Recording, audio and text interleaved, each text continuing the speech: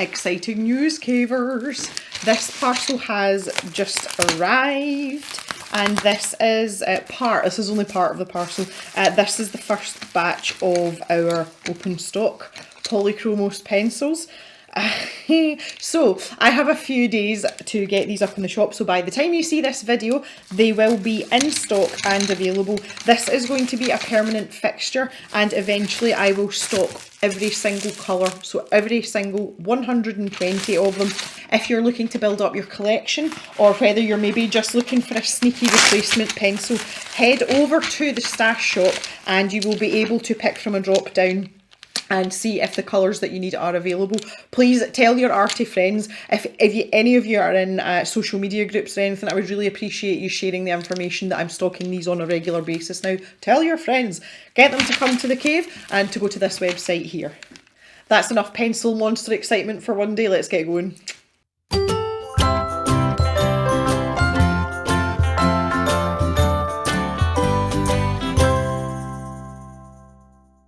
Hi everyone, and welcome back to the Colour Cave, where we like to play with art stuff.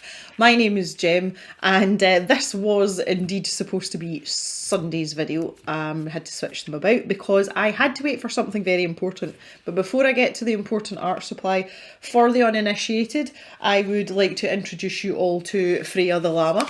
I went and took some close-up photos and pulled out some older photographs of her here because she is going to be the subject of today's arting. Freya is, I picked her specifically because she's very friendly, but also she is all white, and that's going to serve our purposes quite well. When you meet Freya, she kind of like stalks up to you, and I don't know if you've ever seen a llama walking, but they constantly look as if they're on high alert and they've got their chests puffed out. You know, they look as if they're being very territorial, but that's just the way that they walk. And she kind of like stalks up to you, but she comes up to you and she sniffs your eyeballs and your eyelashes. She has this fascination. And camelids, which llamas are part of the camelid family, these two parts of their lips move independently of each other, and when they're sniffing you, these lips go like this, and it's really funny and it tickles. But she's an absolute sweetheart, and she's happy to take food from you as well. Obviously this is me with my blue hair. This was a picture that Julia Kay took actually. But I liked it because it was really close up, and I'm going to need this for the detail, and you can see her lovely crinkly coat here. So anyway, enough of the llama love, let's get on to some artwork. So the delay was caused because I managed to source some of the ampersand scratchboard that we got in our upcrate. Jackson's art are stocking these in varying sizes, and they're quite reasonably priced, and that's where I got this from. I've just opened up this first one and it's damaged on the corner, so I might keep this as a practice board. I did buy 3 intentionally because my plan was to have a practice run and then one to do the artwork on and a spare one just in case I ballsed it up. But this one's actually, yeah, there's a lot chipped off this. This is easily fixed with a little bit of Black India ink, that's fine. But I think I would rather have one that's intact. That would be nice. So I'm going to try and open this one up. So just to refresh your memory, that was the first one I did, and I just basically jumped into it, and I did it from memory. I didn't use a reference image, and it was more to make sure that if I made a mistake, I could just kind of make up the rectification for that mistake. So this is going to be quite interesting because I'm going to be following an actual reference photo, and this might literally just have been beginner's luck because I'd never etched anything on these boards before, so I'm almost overly cautious this time that it's not going to go as well as it did last time. There's only one way to find out. The other thing that I decided on as well, I just made the executive decision, is that I'm just solely going to use the craft knife because I barely used the other tools last time. Keep it simple, keep it nice and easy. Let's put our little cavy friend out the way here. I'll set you up there for inspiration. And I'll keep this practice board here just in case. I say if all else fails, I'll fill in with some India ink and that will be absolutely fine. So the first thing I'm going to do is just take a normal graphite pencil, which is in this case a Cornure, and it is an H grade pencil, so quite a hard pencil because you don't want this smudging about. And I'm going to decide on the shape. Now I do feel that I want most of it to be her face, so that I can get plenty of that nice hair detail in, because that's what we're after. But this, the coat texture, obviously their heads are very different. The hair's much shorter, but they've got this spectacular, like wayward, fuzzy shaggy coat, and I really want some of this to be incorporated, so I do think we're going to have to show some of her neck at least and get the idea, because when you just see her head, if her ears weren't so big, she could easily be mistaken for a sheep or even a goat. So I think we need to include the length of the neck there, just as a you know, as a point of reference. I need to leave enough room up top for her ears as well, because she's got pretty big ears. Let's see, we're going to lose her ears. I might have to do this way, but then I'm going to lose her neck. Okay, so that would let me get most of her ear in. Right, so as before, I'm going to start with her eye. This is one of these ones, like, once you get started, it's fine. It's just making those first couple of marks. First tentative step. And this is, like, what I've found is this is the worst part. Like, once you've actually got the first couple of marks down and you've got a fair idea of where you're going, then it's pretty plain sailing after that. It's just a case of having the patience after that.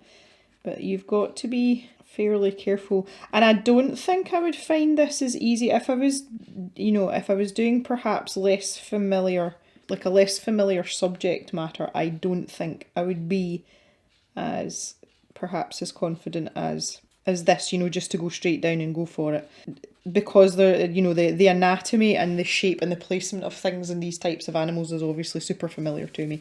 That makes it a lot easier. But if it was something I maybe wasn't so used to drawing, I think I might be a bit more reluctant. Okay, so we've got an eye. That's a good start.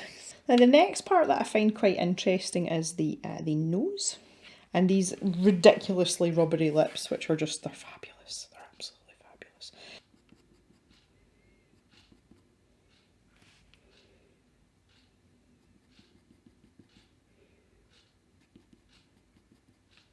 Okay, you're starting to build up this nose area now.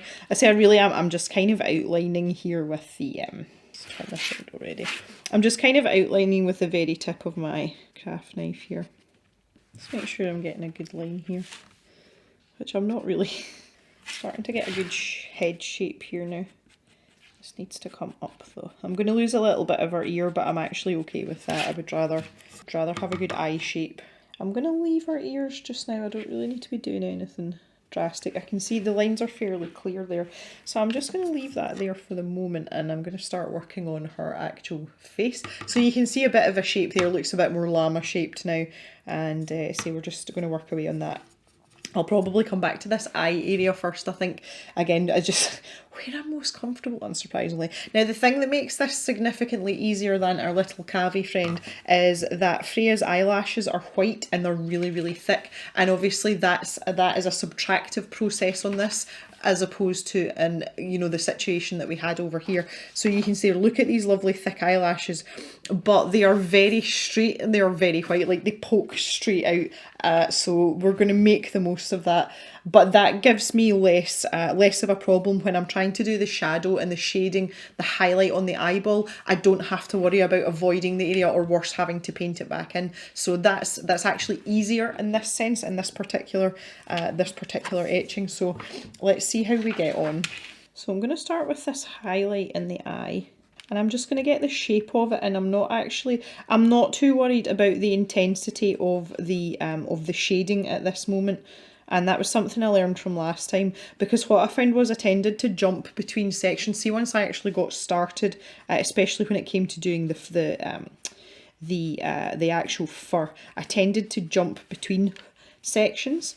I just want to keep everything really light just now, and just get an idea of where I want the darkest parts. Now she's got a little highlight there as well.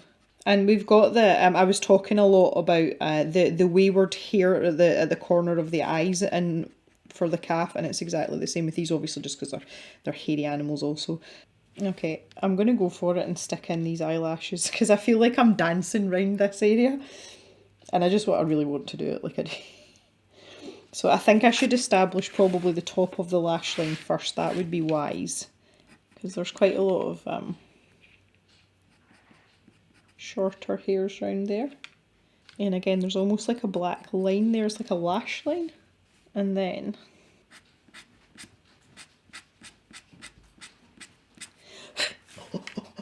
that's fun.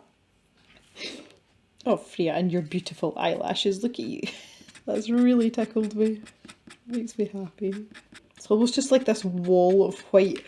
Right, I can honestly say that that has 100% made my day. Big massive white eyelashes. And that's a great reference point for the rest of the image. Let's we could just stop now. Let's could just go home. Yeah, she's got, okay, I'm gonna work on this like top eyelid area. Again, the hair's quite short here.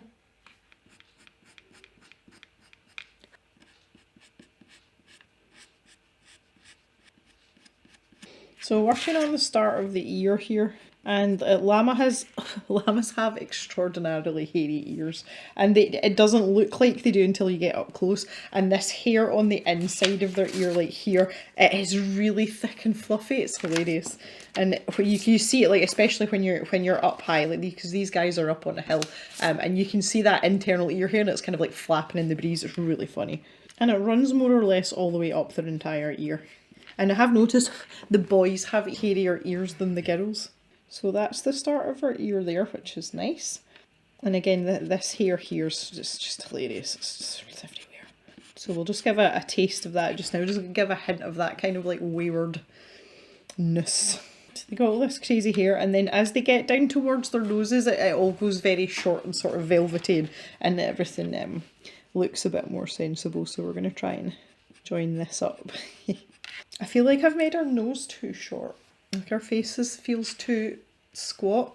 I think I might be too far going to try and extend this though. But I'm going to try. If I extend her nose to there, because we can hide most of these lines, I think. I don't want to try and take it out too far though, because I don't want to push my luck. That's doable, and that just gives it a little bit. Well, we couldn't go much further to the edge of the canvas anyway, just because. So yeah, let's see if we can rescue this. That's quite interesting. I'm not panicked about this, weirdly. Just like, well, we'll just get on with it. It'll be fine. So I think quite significantly, I think we need to look at the mouth here, because we need to establish this. The difference between this darker part underneath, which does have hairs coming down over it, so that makes that complicated.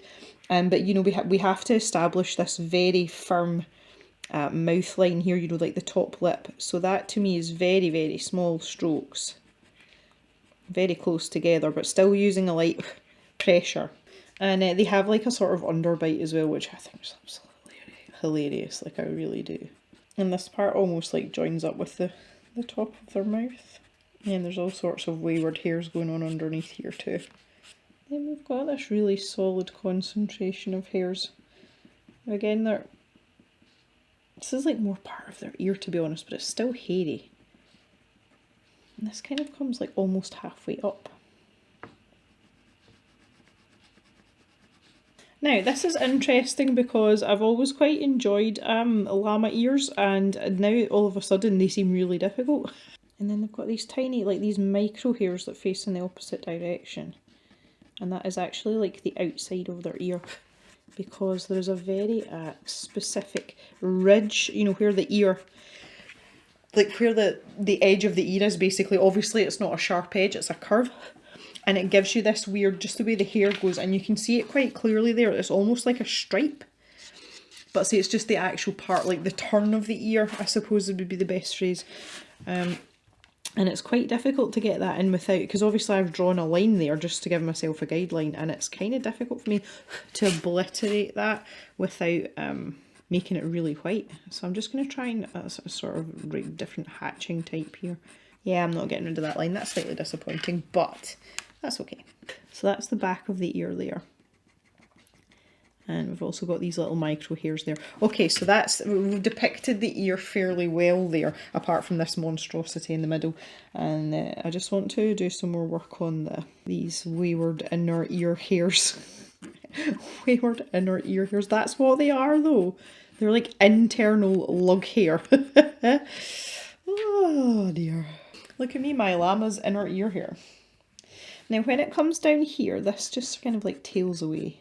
I have to say, this is not familiar territory. Like where the ear joins the head, that is not an area of a llama that I look at very often. I'm usually too busy looking in the ears to make sure there's no infections, you know, that kind of thing. So really don't pay that much attention to this part. But see, you do realise that now every time I go and see the llamas, I'm going to look at that because, just because. So this hair seems to come this way slightly, and it's kind of going into an angle there. And to be fair, see when it comes to the actual hair fur texture from drawing something like a llama, truthfully I don't think you can go wrong because they are pretty wayward. Like any kind of strokes that you make on a hairy animal like this, as long as you don't make them like a zigzag stroke, you know, as long as you keep them fairly wavy, I don't think anything's ever going to look bad, honestly. So if you are looking to do something like this and you maybe don't have a lot of confidence, I would strongly suggest picking a hairy animal like a Highland cow. Or an alpaca would be a good one as well. Oh, they're more curly coated. Alpacas are just like llamas, except, well, okay, alpacas have got really tight, thick, curly hair, and the way to tell an alpaca and a llama apart is llamas don't have any hair on top of the head, whereas the alpaca's hair, you know, like their body hair basically just travels all the way up, all the way on top of their heads as well. So basically, if they've got a proper hairdo, then you know it's an alpaca, and if they don't, it's a llama. There endeth your your camelid anatomy lesson for today. You're welcome. Now again, Freya in particular, she's got a couple of like random little tufts that just poke up, but she's got this bit here that's kind of like in the middle of her forehead, and it's super untidy. And every time you see her, it's kind of sitting a different way. It depends if she's gotten wet, you know, if she's been in the rain and she's maybe rubbed up against something. Sometimes it's all like sticking to the right or whatever. It makes her even more adorable. Like, it's one of the many reasons that I love the llamas. They're spectacularly funny animals, and if you get a friendly one, it's even funnier, because if they're not friendly, they spit. They're just like camels that way. But yeah, I love the girls. They're great. But Freya's my favourite because she's really friendly. Her and I have got a little, you know, we've got a little thing going on. But she's a good girl. Okay, let's come down here and add in some more. I'm just looking at like her hair's so, like the minute you leave that eye area on Freya, the hair's just going in like every direction. She's an absolute riot, this animal. So I'm basically just going to go for it. She's one of those animals that would never look well groomed or tidy. Like, she's always going to look dishevelled. Okay, so I'm just sectioning off where the wayward part ends, is like here. So we'll add in some more hair there, and this is where it starts to smooth out towards this muzzle part. Okay, this is going to be difficult. More the transition of the colour, because the grey is very subtle. Obviously there is some white hair there, and I might struggle with this a bit more. Especially since we've got all this white hair here as well. And then it's kind of the same down here. And then we hit that nostril flare. Oh, our lips are definitely looking like Freya lips, I can tell you that for nothing. So I'm going to press fairly hard there. Now again, we've got a ridge here as well, which is really confusing. She's got like all her tufty chin here. Scratches that I put in to begin with, like I'm going to call them my sketch scratches. We can totally like hide these. Like, that was the original chin line there. I can just pop these in here. I'm starting to laugh now because I know that she's got a very unattractive and hairy chin. Like, I know that about Freya. And this is just, I'm trying to make it not pretty, you know, I'm trying to make sure she's got those chin hairs in there, because that is 100% her. You know, I don't think that llamas are particularly pretty creatures, and there's loads of people that disagree with me, like loads of people, and I understand that too. It's quite funny. You know, what we all find attractive varies greatly. But yeah, Freya's just... But see, llamas are in that category of animals that, you know, they're so ugly that they're cute kind of thing. See, this is what I'm saying, though. This isn't necessarily, you know, I don't necessarily know what I'm doing here right now. And I do feel like I'm kind of feeling this out, you know, like I am. I'm literally feeling this out as I go. I suppose I should have known that the snout was going to be the you know, the hardest bit to do. And I'm kind of skipping round it, I'm not going to lie. Skipping round it. I will firm it up a bit. I'm just not. It's like it's the nostril that's putting me off. It really is the nostril. I think for this bottom part of the nostril area here, I'm going to do a little cross hatch, just so it doesn't look like fur, or even just a hatch like that, but just a little bit heavier maybe. Okay, so I feel as if I've done a better job of defining this nose area now, but obviously I just need to kind of smooth out the edges. So I'm coming up here to just to basically add in some more hair now. So I'm kind of wanting to fill in the gaps now, that I've got the sort of the most, I was going to say painful bits, that's probably the wrong phrase, but the sort of complicated aspects and where they're going, kind of where we're at. And this is the thing, this is a very long, slow process. You're not going to turn out, you know, exactly what you desire with, you know, within like an hour or so of doing one of these. The filling in of the blank bits is the easy part, and that's not the part that takes the time. The part that takes the time is building your layers up so that you've got the right amount of shading and light and dark parts, you know, around each of your, you know, in the relevant areas. That's the part that takes the time. This part, just where we're covering up the black, this is the really easy bit. One of the things that I'm learning as I go along here is I need to pay attention to the length of my stroke. It's not just the pressure that you put on it or the shape of it, it's the actual physical length, because I've noticed that I'm putting longer hairs in a lot of places where the hairs are actually really, really short. I think you'll agree though, we've done a pretty good job at extending this and not having any issues. I'm fairly pleased with that. That's another lesson learned as well. So if your initial proportions are wrong, because the other thing is Freya's eye's really big here, but I kind of like that because it gives her that sort of, you know, younger animal look, and she was that cute when she was a baby, so yeah. Now this part here, there is like a ridge here. Nice, that's where I've stopped the hair, and this needs to come down to more of a point here. And these hairs here, because obviously this is like a different plane of the face. This is the hair it's not on the top now, it's more down the side of the face. That's kind of risky though, I don't really want to do that right now. I'm going to take a tiny section at a time. Yeah, see, I'm way, the hair here, I've made it far too long. I have to say, doing the calf from memory was significantly easier than this. Now she's got her whisker hairs as well. I'm really happy with this muzzle part. So if you take the nostrils away, I'm really happy with this part. And I don't really want to put these longer whiskers hairs, and I've done the chin ones. I just feel as if it's going to ruin this, because look how nice and delicate I've got these lines. But I'm going to do it.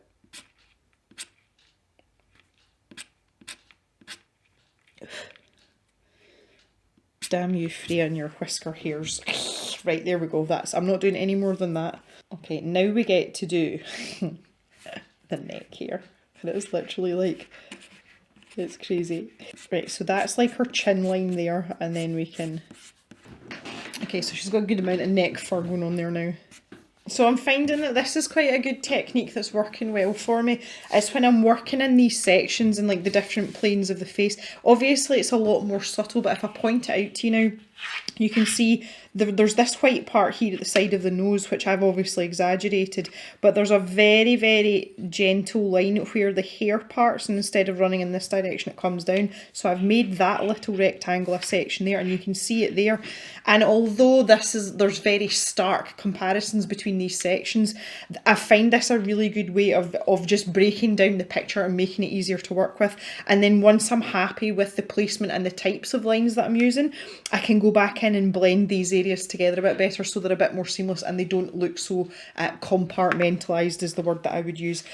So that technique seems to be working fairly well with me, for me, because at this stage this is very much you know, just exploration for me, having fun, because I really enjoyed myself last time. As I mentioned, for those of you that didn't see the last video, I will link it in the description. I had never done anything like this before until I picked up that upgrade, and I just so happened that I really enjoyed it. Maybe I'm only ever going to make these exclusively hairy animals. I'll never do like a non-hairy animal because it's not as much fun. I'm going to try and do this edge first. See that these ears and nostrils, it's not something I normally have any problem with when I'm doing animals, but man, nostrils are hard. Okay, that's like as light as I can possibly get that. Okay, there we go. So here now, trying to do this ridge again. Now the ridge is this part here, you know, I talked about before. And I think what we need to do here is just extend these lines, because we have to start this ridge somewhere is the thing. So if I do that, And then, oh yes, look, that's going to work perfectly. But now these hairs are pointing in the wrong direction, so I have to try and like turn these round really gently so that they start to point up the way. Can you see why this is complicated? We're just talking about fur direction here, and it's bad enough around that eye area and across the nose, which we've talked about twice now. But in the ears, I mean, come on. Okay, so I'm gonna go about starting to blend out some of this now. Give her a bit more definition around this cheek area. So much shorter, bolder strokes here. And then in here, I'm just going to fill that in a little bit so it's not black. Now I'm going to have to do something about this nose area. Like I don't know how I'm going to make this less obvious. I suppose it's just a case of doing it gradually, isn't it? I have as well, I've more or less ignored this eye area, which is not ideal. We need to fix Freya's eye. Now there's actually hairs here as well, which are very slight. So this part here, this is more about layers than pressure. We don't necessarily want it to be super white, but what we do want it to be is, you know, look as if it's thick. Yeah, there's quite a lot of hair there. I feel like I'm starting to get somewhere now with these sections. Obviously, it's very obvious the bit I've been like, you know, plugging away at here. But there is still much work to be done, my friends. We'll get there, we will get there. That's a bit better. It's when I see it on the camera, like see when I look to the overhead monitor, it's like, oh god, look, it might as well be a patchwork quilt. But I need to start working on these upward hairs because otherwise I'm going to be here forever. Well, I've been here forever already, but you know what I mean, even more forever or. I have to say that's something I am enjoying about being where I am in my art journey. Obviously, I am by no means a master or you know, a very professionally experienced and accomplished artist, but I am not a beginner anymore. And one of the things I'm really getting a lot of enjoyment out of is the fact that I've kind of learned the rules and I'm starting to bend them slightly to suit my imagination and my preferences. And that's a really fun part of being about being an average artist. Like, I really enjoy it. So I'm really looking, you know, as I'm progressing here, I'm really looking at how white the hair is down at the tip of her nose, and that's where the rest of her coat needs to be, aside from this part around her muzzle and around this area of the eye. Everything else needs to be fairly white, well, and the ears as well. The ears are a slightly different story, but we'll deal with them. But really, the rest of, you know, this part of her face needs to be a lot whiter. So we've still got plenty of work to do, but we'll just do it gradually. We'll work our way around. I don't know why I get such immense pleasure out of this. I actually, do you know what I would like to do? I think I would like to do a series of these scratchboard panels, maybe do like a set of 3 or 5 and just have animals but with really, really wayward hairstyles. So I would do like a long-haired guinea pig and maybe, you know, maybe a Highland cow. And just give them really outrageous hairstyles. If anybody thinks that would be a good idea and thinks that that's something that people might actually want to buy, please let me know in the comments, because I'm really curious to hear your take on that, because I think that would be excellent fun to do as an actual project. Okay, so there's areas where we'll start to build up the intensity of the hair, so I might as well start in this eye area because, well, why not?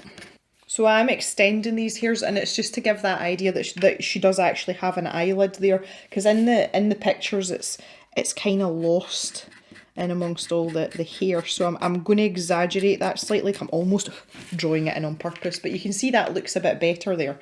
It's going to be a bit more outrageous than it actually is, because when you look at her square on in this picture, I don't know how well you can see that, but she does actually have, and it's only a tuft of like 8 or 9 hairs, but they more or less stick straight up. Okay, right, I'm just going to do a little bit of work on the ears now.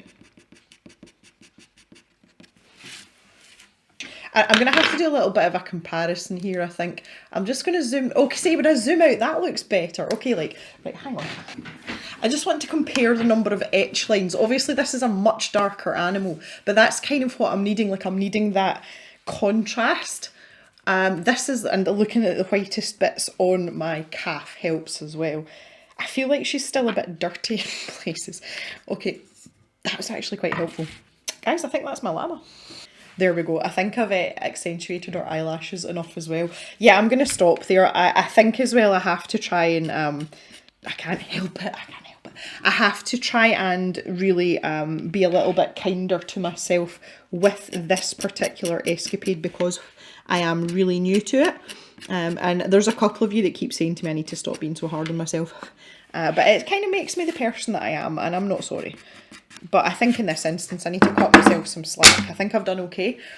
And I think I've made her eye, my intention was to make her eye just slightly larger, but I think I've kind of over-exaggerated a bit. We're always in like caricature territory, but it does make her look like a younger version of herself compared to the reference photo, which I'm not mad about, honestly.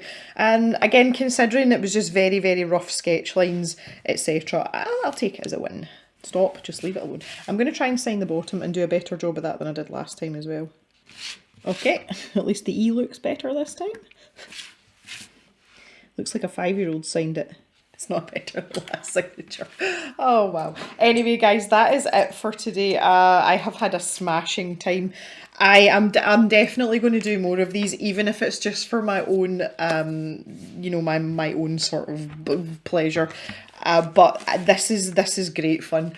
I haven't had this much fun arting in a really, really long time and gotten like a continued enjoyment out of it. And I do think genuinely it's because I've encompassed something that feels very much to me like using pencil in reverse, and also animals, particularly the animals that I look after here.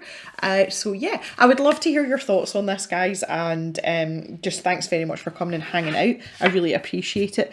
Please stay safe and take care of each other, and I'll see you back in the cave on Sunday for another video. So have a great day, everyone, and bye for now.